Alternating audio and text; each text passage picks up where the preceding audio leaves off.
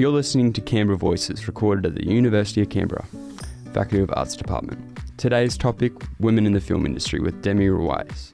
I acknowledge the Ngunnawal and Ngambri people who are the original custodians of the Canberra area and pay respect to the elders past and present of all Australia's Indigenous peoples. Hey guys, and welcome back to the podcast. I'm your host Alex, joined with Josh. And today we are joined by... Demi. Hi guys. How are you? Good, thank you. Thanks for having me. No worries at all. Can you tell us a bit about yourself, Demi? I'm currently in my third year of film production at the Uni of Canberra. So third and final year of that. But I'm not originally from Canberra. I'm actually from a small little rural town in the Southern Highlands of Mittagong. So I grew up there my whole life. But yeah, I recently have moved to Canberra for uni. But yeah, I'm just a country gal at heart. But no, my heritage is Egyptian. So yeah, I'm Egyptian Australian. So you said that you moved to Canberra for uni and it's for film. When did you first decide that film is what you want to do? I think it would have been, so I took a gap year between my last year of year 12 and my first year. So I was a bit undecided, to be honest. I thought I was going to do psych/law at ANU. That lasted 3 weeks and I dropped out. I'm like, this is not for me. But I think film has always been at the core of my life. I grew up on films. My dad was always into films, and I think through that I was sort of inspired and I wanted to be sort of behind the scenes. But I also did a lot of acting in high school, so lots of musicals, plays, and I was a bit of a drama nerd in high school. But yeah, I was always interested in the behind the scenes and sort of the editing process and the creative choices. Lights, camera, action. Okay, so Josh, I don't know anything about Home and Away. I don't watch Home and Away. I personally do not, but I have some facts here for you. Okay, I'm That'll listening. be very interesting. The crew and actors of the show are on quite a tight schedule. It only takes 2 weeks to film 1 week's worth of episodes. So about 4 episodes a week. That's pretty crazy, not gonna lie. That is unbelievable. In 1 week, they shoot the indoor studio scenes. And then the following week, they shoot the outdoor scenes. So they wouldn't film one whole episode each day or like something like that. They would film all the necessary scenes for certain areas first and then do the editing. They put it all together at the end. That's cool. That's really cool. That's actually unbelievable. A lot of Australian actors would have gotten their big break with this show and would have gotten their name out there. One of them was Heath Ledger. Heath Ledger, really? Was apparently on Home and Away. God rest his soul. Guy Pearce, Chris Hemsworth, Naomi Watts. That's all we really know. So what do you think of Home and Away? I know you don't watch the show religiously, but I'm sure you have seen some episodes. I actually have not. My family grew up around like not watching that show. Oh, wow. My mum was actually a Neighbours girl, so she would watch the Rival show. Oh, the Rival show. So I would actually get snippets of that show, but I never watched an episode fully. Yeah.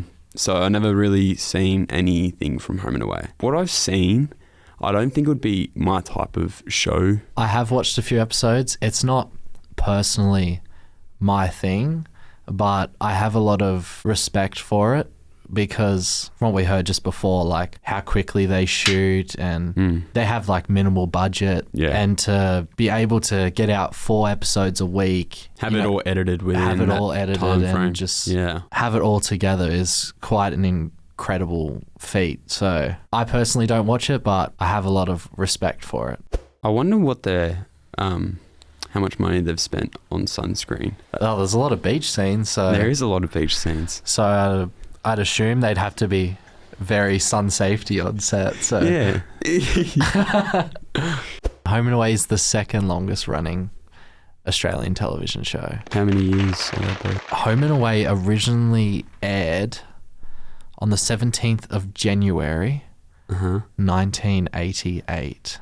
Lights, camera, action. Our guest knows a bit about Home and Away. She is a classmate of ours in our film production course at the University of Canberra. She recently did an internship with Home and Away. So how was that? Yeah, it was amazing. It was like out of this world. It was so cool. So that was in Everleigh in Sydney at the 7 Network building. So that was over 2 weeks. It was a bit intense, 100 hours, so 50-hour weeks, 8 to 6 each day. So a bit crazy. In hindsight, I probably should have done it over a longer period of time, but I think it was kind of good to do it in that time period because it like forced me to, bond with the team. But I was in the editorial department there. So I didn't really do much on-set stuff. I did go on set once for like 10 minutes between takes, which was cool. But yeah, no, I spent most of the time upstairs in the editing suites working with the editors, the assistants, and the assembly editor. It was so awesome and everyone was so welcoming and kind. Yeah, it was just really cool just to get my hands dirty and see what the industry is really like. Wow. That's so cool. I'm jealous. Yeah. I'm just so jealous. I'm very lucky. Yeah. Very lucky. Did you learn anything new besides obviously at uni?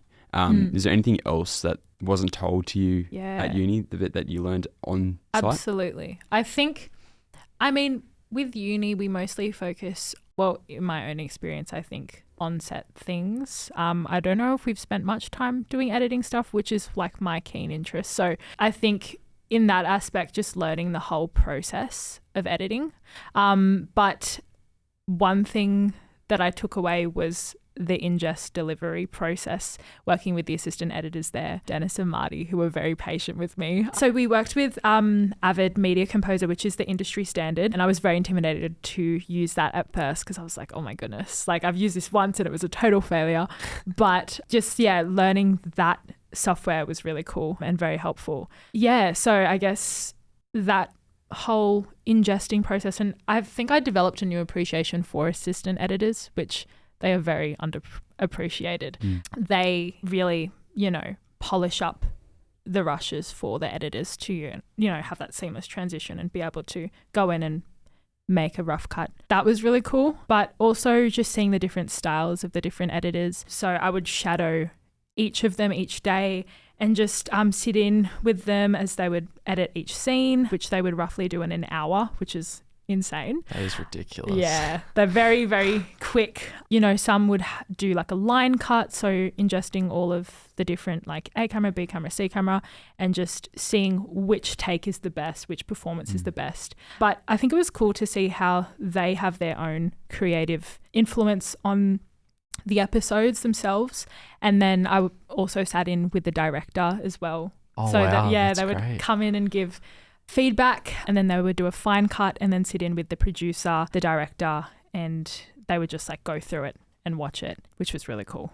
Do you think if you like sat down and watched an episode of Home and Away, you'd be able to tell which editor did which part? I think so.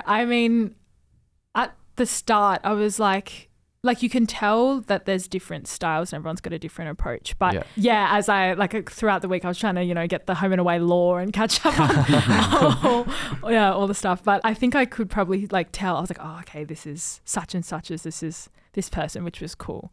Everyone's sort of got their own style, which I think is really special about editing. You can add your own little flair. But I think probably my favorite part of it all was sitting in with the assembly editor, Maddie, who just inspired me so much. So she mostly does recaps and teasers. So she showed me how she edited those, and she let me, get my hands dirty and do a couple myself, which was really fun. At first it was very intimidating to use the software, but I think I slowly got the hang of it, and I would do it. I'd go over and be like, okay, do you want to watch it? And she'd give me feedback, then I'd go back, refine it, and it was a bit of a process, but I think it was really cool. You were just talking about your assembly editor. So speaking of women in the film industry and as a woman yourself, what have been some of the unique challenges you've faced on your journey so far? When I first entered into this whole crazy journey, I guess when I first stepped my foot in the door of my first tutorial at uni, I think the main challenge was sort of imposter syndrome, kind of feeling like, do I really deserve to be here? And seeing it was quite male dominated. I think I was inspired by directors and editors. So Margaret Sixel is one of my heroes. I love her. She's an Australian film editor, and I think she's so awesome and she inspires me so much. She did Mad Max Happy Feet as well and Babe. I think she also worked with Baz Luhrmann as well. But I think she's so awesome and she's, I think, changing the game for so many women. Also, I attended like a Women Vision lecture, I think in my first year, and that was a panel of women from all different areas of film, so cinematographers, directors, producers, and they were just speaking of their own experiences and their own challenges. And that also empowered me and inspired me to recognize that, you know, I've got stories to tell and that women's stories are important and we should give them platforms for them, you know, to be heard. Within class, how have you navigated your way through the gender dynamics on set when filming? I think at first, like I said before, I was very intimidated, but you know, there are other women in our cohort, which is so awesome to see. I noticed that straight away when I started uni. It was like, there was just a good balance and it's great. It's just great to see. Exactly. Yeah. And I think like just by seeing them get involved and, you know, participate, I think at first we were sort of scared because we're like, oh, if we mess up, it's embarrassing and like, you know, we're not going to be able to redeem ourselves. We're going to be looked down. But I think like we've got to, you know, stand up for ourselves and be like, no, well, I deserve to be here. And I think it's important that we stick up for each other and empower each other. In terms of navigating it, it's just like faking it till you make it. Just, you know, you got to be confident. And I think you've got to believe in yourself because I think women's stories are so important. And there's just so many unique ones out there that need to be told. So in what ways have you seen gender shape the storytelling and creative process in the projects that you've worked on? I've always sort of, I mean, from my own projects, I think I've always had some sort of element of like a strong female lead. I think that's just the stories I'm currently inspired by. I think, I recently did a film called Asking for It. I was the screenwriter for that. And we initially, we wanted to explore something that women could really resonate with. And at the time I was speaking with women in my own life, friends, family who had experienced sexual harassment or knew someone who had experienced that. And I was kind of like, okay, well, this is interesting. I think we should explore this. And I was also inspired by one of my own best friends who was telling me her own story. And it was very important to me at that time. And I was like, okay, well, this is important. I'm going to tell this story. It was a bit of a challenge at first because it's a very intimidating topic. But I think we were just, super careful and, conscious of how to approach it. But it sort of follows the story of a girl called Taylor and how she navigates her life after her experience of sexual harassment within the workplace and at the gym, and how she can reach out to people around her. The other message we wanted to get across is like, well, this is sort of the first step in like raising awareness. And the whole concept of asking for it, like what a woman's clothing says, which, you know, is a very hot topic at the moment. I think it's like the first step in starting the conversation and, what that whole thing means. So it was a pretty impactful film. It did win a couple of awards at the UC Film Festival. Which awards did you win? I think we won a few. I think the screenplay, which was exciting. I was very grateful, I was kind of shocked at first. I was like, oh, what? That's crazy. I was very, very lucky. But it was kind of cool to see that feedback and that people did resonate with the story. Yep. And I was like, oh, okay, people see this message and recognize it, which is cool. And it kind of inspires me now to explore more stories similar to that. So who knows, sometime in the future, maybe I might do something off of that. But it was really cool to see that feedback. So is that like a core theme that you want to explore in your filmmaking endeavors in the future, or is there any other themes that you would like to explore? Definitely, I would definitely want to doing something with like possibly 2 female protagonists. I'm not too sure what the storyline is there yet, but definitely something off of that. But I'm also inspired by my culture, so struggle of bicultural people. So I myself am Egyptian Australian, so exploring that whole struggle and feeling torn between 2 cultures. I don't think we've ever seen anything like that in Australia, so that'll be very, very interesting. Yeah, I've spoken to a couple of family members and even friends, and I think like it's definitely something people, well, what I've found is people resonate with that, and it's something that I don't think has been explored, so I think it would be cool too. So where did your aspiration for film start?